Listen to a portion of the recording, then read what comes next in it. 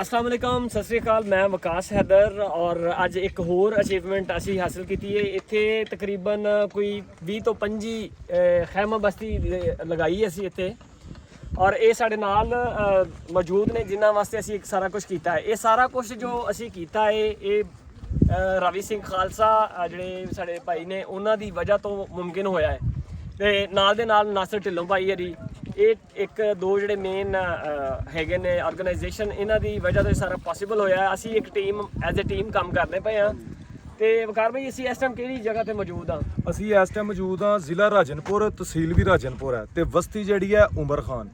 ਇੱਥੇ ਮੁਰਗਾਈ ਯੂਨੀਅਨ ਤੇ ਸਾਨੂੰ ਤੇ ਇਸ ਇਲਾਕਿਆਂ ਦਾ ਪਤਾ ਨਹੀਂ ਕਿਉਂਕਿ ਅਸੀਂ ਪਹਿਲੀ ਦਫਾ ਇੱਧਰ ਆਏ ਹਾਂ, ਵਿਜ਼ਿਟ ਕਰ ਰਹੇ ਹਾਂ ਤੇ ਜਿੱਥੇ ਜਿੱਥੇ ਹਾਲਾਤ ਖਰਾਬ ਨਜ਼ਰ ਆ ਰਹੇ ਨੇ ਉੱਥੇ ਅਸੀਂ ਬਸਤੀਆਂ ਲਗਾ ਰਹੇ ਹਾਂ। ਹਾਲਾਤ ਖਰਾਬ ਕੀ, ਹਾਲਾਤ ਬਹੁਤ ਜ਼ਿਆਦਾ ਖਰਾਬ ਨੇ। ਜਿੰਨਾ ਅਸੀਂ ਸੋਚਿਆ ਨਾ ਉਸ ਤੋਂ ਹਜ਼ਾਰ ਗੁਣਾ ਹਾਲਾਤ ਖਰਾਬ ਨੇ। ਇਹ ਲੋਕ ਜਿਹੜੇ ਖੜੇ ਨੇ ਸਾਰੇ ਬੇਰੋਜ਼ਗਾਰ ਨੇ ਤੇ ਘਰ ਟੁੱਟ ਗਏ, ਉਸ ਤੋਂ ਬਾਅਦ ਫਸਲਾਂ ਰੁੜ ਗਈਆਂ, ਘਰ ਜਿਹੜੇ ਦਾਣੇ ਸੀ ਅਨਾਜ ਵਗੈਰਾ ਉਹ ਸਾਰਾ ਜ਼ਾਇਆ ਹੋ ਗਿਆ ਤੇ ਅਸੀਂ ਇਹਨਾਂ ਵਾਸਤੇ ਜੋ ਕਰ ਸਕਦੇ ਹਾਂ ਕਰਦੇ ਪਏ ਹਾਂ। ਮੈਂ ਸਪੈਸ਼ਲ ਥੈਂਕਸ ਕਰਨਾ ਚਾਹਾਂਗਾ ਰਵੀ ਸਿੰਘ ਭਾਜੀ ਹੋਰਾਂ ਦਾ, ਜਿਨ੍ਹਾਂ ਸਾਨੂੰ ਬਹੁਤ ਜਲਦੀ ਰਿਸਪੌਂਸ ਦਿੱਤਾ ਤੇ ਸਾਡੇ ਨਾਲ ਇਸ ਟਾਈਮ ਕੰਮ ਕਰ ਰਹੇ ਨੇ। ਬਿਲਕੁਲ ਮੋਢੇ ਨਾਲ ਮੋਢਾ ਲਾ ਕੇ ਉਹ ਕੰਮ ਕਰਦੇ ਪਏ ਨੇ ਔਰ ਅਸੀਂ ਇਸ ਜਗ੍ਹਾ ਦੇ ਉੱਤੇ ਤਕਰੀਬਨ ਖੈਮਾ ਬਸਤੀ ਵੀ ਲਗਾਈ ਹੈ, ਮੈਡੀਕਲ ਫੈਸਿਲਿਟੀ ਵੀ ਦੇ ਰਹੇ ਹਾਂ, ਪੱਕਿਆ ਹੋਇਆ ਰਾਸ਼ਨ ਵੀ ਦੇ ਰਹੇ ਹਾਂ ਔਰ ਸਾਡੀ ਜਿਹੜੀ ਟੀਮ ਹੈ ਨਾਸਰ ਭਾਜੀ ਹਰੀ ਜਿਹੜੇ ਨੇ ਉਹ ਆ ਰਹੇ ਨੇ ਮਜ਼ੀਦ ਜਿਹੜਾ ਰਾਸ਼ਨ ਹੈ ਕੱਚਾ ਰਾਸ਼ਨ ਲੈ ਕੇ, ਉਹ ਵੀ ਇਨਸ਼ਾਅੱਲਾ ਅਸੀਂ ਕੱਲ ਇੱਥੇ ਇਹਨਾਂ ਲੋਕਾਂ ਤੱਕ ਲੈ ਕੇ ਆਵਾਂਗੇ।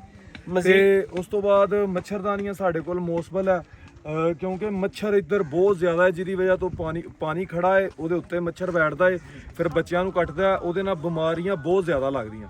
ਮੱਛਰਦਾਨੀ ਦੀ ਇੱਥੇ ਬਹੁਤ ਹੀ ਸਖਤ ਜ਼ਰੂਰਤ, ਸਭ ਤੋਂ ਜ਼ਿਆਦਾ ਜਿਹੜੀ ਜ਼ਰੂਰਤ ਇਹ ਅਸ਼ਦ ਜ਼ਰੂਰਤ ਮਹਿਸੂਸ ਕਰਦੇ ਨੇ ਉਹ ਮੱਛਰਦਾਨੀ ਦੀ ਕਰਦੇ ਪਏ ਨੇ। ਖਾਣਾ ਉਹ ਸੈਕੰਡਰੀ ਚਲਾ ਜਾਂਦਾ ਹੈ, ਦੂਸਰੀ ਆਪਸ਼ਨ ਹੋ ਜਾਂਦੀ ਹੈ। ਇਹ ਲੋਕ ਕਿਉਂਕਿ ਰਾਤ ਨੂੰ ਅਗਰ ਸਹੀ ਤਰ੍ਹਾਂ ਸੌ ਨਹੀਂ ਸਕਦੇ ਤੇ ਉਹ ਫਿਰ ਸਾਰਾ ਦਿਨ ਡਿਸਟਰਬ ਰਹਿੰਦੇ ਨੇ, ਉਹਦੀ ਵਜ੍ਹਾ ਤੋਂ ਹੀ ਬਿਮਾਰੀਆਂ ਫੈਲੀਆਂ ਨੇ।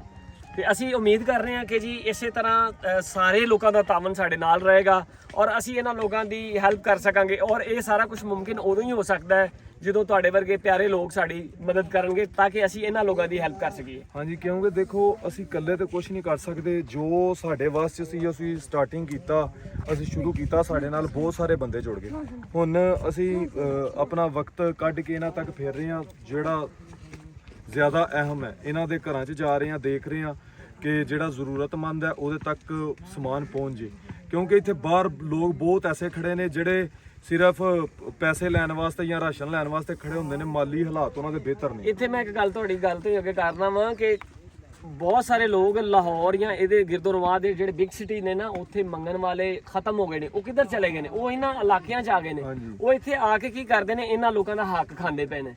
ਸੋ ਅਸੀਂ ਕੋਸ਼ਿਸ਼ ਕਰਨੇ ਪਏ ਹਾਂ ਕਿ ਫੀਲਡ ਦੇ ਵਿੱਚ ਉਸ ਜਗ੍ਹਾ ਤੇ ਪਹੁੰਚੀਏ, ਉਹ ਪਿੰਡ 'ਚ ਪਹੁੰਚੀਏ, ਉਸ ਜਗ੍ਹਾ ਤੇ ਪਹੁੰਚੀਏ ਜਿੱਥੇ ਮਸਾਇਲ ਬਣੇ ਨੇ।